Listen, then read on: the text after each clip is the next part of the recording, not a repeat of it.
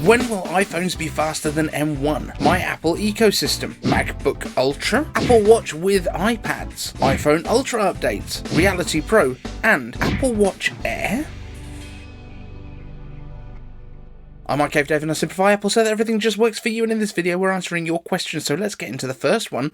Why are we wasting time? Evan Rodgers asks, iCave answers, what year do you think A-series chips will surpass the M1 in CPU and GPU performance? We already can kind of have a look at this. I think it might be as quick as next year. The multi-core scores basically have to overtake what we have in the M1. Basically, we need to get to the point where the A-series multi-core performance, because the single-core performance is basically the same in the A14 from the iPhone 12 as in the M1 already, because they're the same cores, but we need basically the two performance cores that you typically get in an A chip to be faster than the 4 total performance cores that we had in the M1. So I think it might be next year. I think I said at the beginning it's going to be around about 3 years. We're just on the cusp of that now. I think it's going to be there and thereabouts. When we looked at stuff in the past, the X series chips were normally surpassed. The A12X, for example, would be surpassed by the A15, I guess. And yeah, we're basically there. Pretty cool. Blkgreninja asks, iCave answers, what is your current ecosystem and what devices are in your top 3? I'm rocking an M1 Pro 16-inch MacBook Pro, iPhone 13 Pro Max, all 3 AirPods, Apple Watch Ultra and M2 Air. Okay, for me, so I can't show you all these things. I've got my Apple Watch on, which is the Apple Watch SE, the original one from the release day. My daily driver phone is the iPhone 14 Pro, which is what we're filming this on right now. And we're filming it using continuity camera directly into my MacBook Air M2, which is the midnight one, obviously, because midnight is the coolest colour. And I also have my iPad Air, which is the one that I kind of use for mainly content consumption, I guess. So that's the A14 inside, it's not the M series chips, so I can't use it for things like Stage Manager with the exciting stuff. But there, that's what I have. What are my top products? I guess the MacBook Air is really the workhorse for me. The iPhone has been awesome. Everything's great. Oh, and AirPods 3 is the one that I use as well. Blkgreninja asks, iCave answers, is it a matter of time before we get a MacBook Ultra? If so, when do you think it will happen, and what will Apple do to differentiate it from the Pros? Now, I don't think a MacBook Ultra is a thing that they're going to do. Really, with Ultra and Max, that is a chip.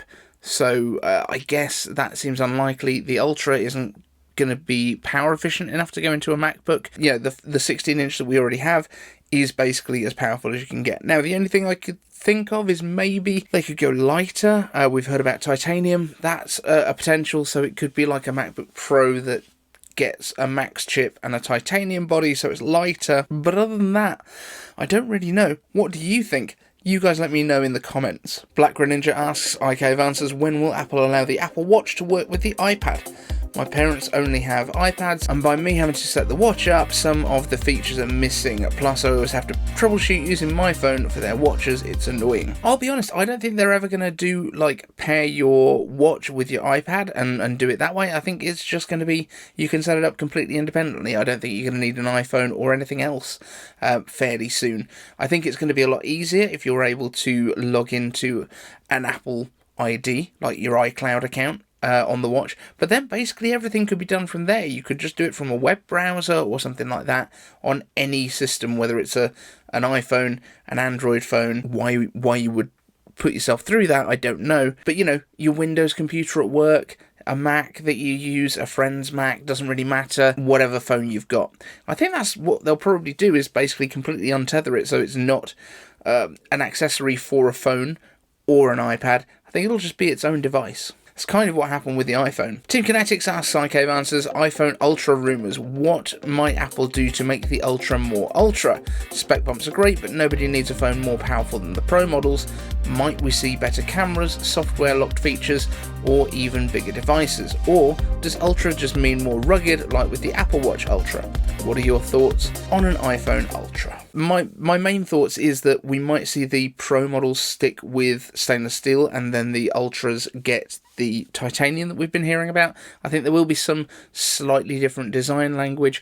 We might get that completely flat back, and maybe we don't get camera protrusions because it's a bit thicker and it's got ultra battery life. Maybe we're going to go with a bigger battery in this thing.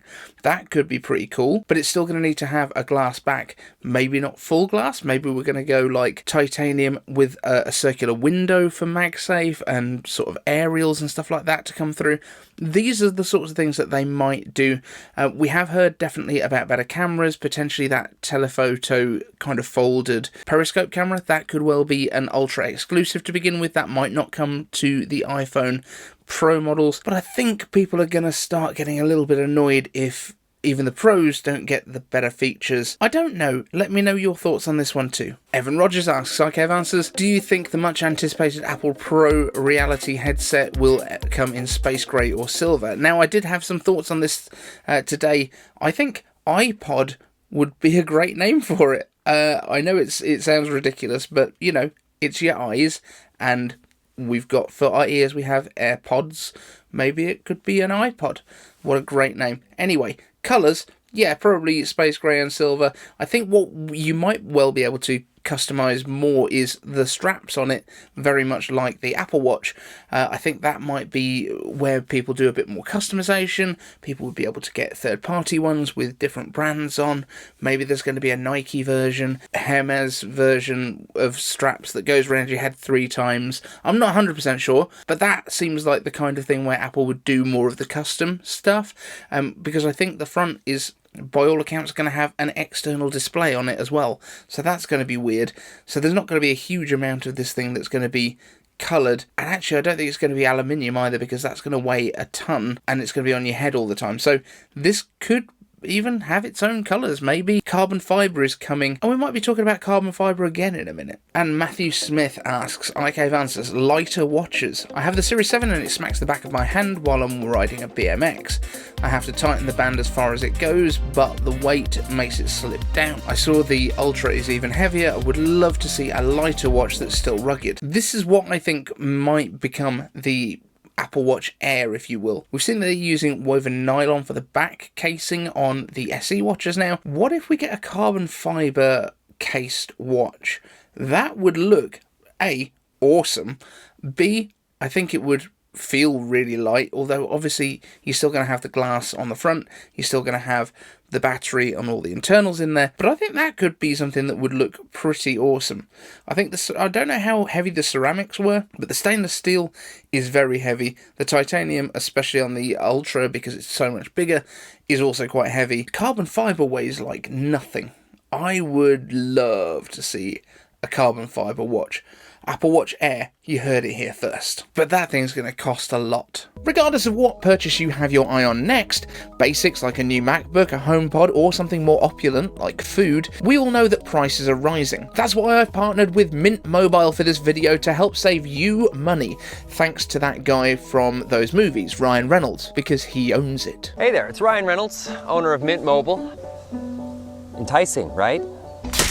You can switch to Mint Mobile today and get premium wireless for as low as $15 a month without sacrificing your coverage, your speed, or your data, because they're built on America's largest 5G network, keeping costs low by selling directly online without retail stores or salespeople. They just get me. Switching is super easy, and with a digital eSIM, and all of the iPhones since the XS have supported eSIMs, you can sign up and activate right now on your phone from the comfort of your home. No standing around, and you can keep your current device and phone number. And if you need a physical SIM, Mint Mobile will ship you one free of charge. All Mint Mobile plans include unlimited nationwide talk and text, plus lightning fast 5G and free mobile hotspot. Mint Mobile will show you how much data you use each month and recommend the right plan to save you money, or check out their modern family plan. Super affordable and starting at just 2 lines. Use my link, mintmobile.com/iCaveDave in the description, and you'll get premium wireless starting at just $15 a month. Stop paying more than you need to on your wireless bill and start saving with my partner, Ryan Reynolds. Mint Mobile. Thanks to Mint Mobile for supporting the show. So thank you so much for watching this video, guys. If you've got a question for the next show, hashtag iCaveAnswers down in the comments section, and I would love to answer it for you in the next show. Let me know what you'd like to see on the show as well, if there's other stuff that you're interested in that I'm not covering. Thank you to the Patreons that make all of this possible, and we'll see you in the next one. Want the latest Apple news, leaks and rumours? Subscribe and ring the bell.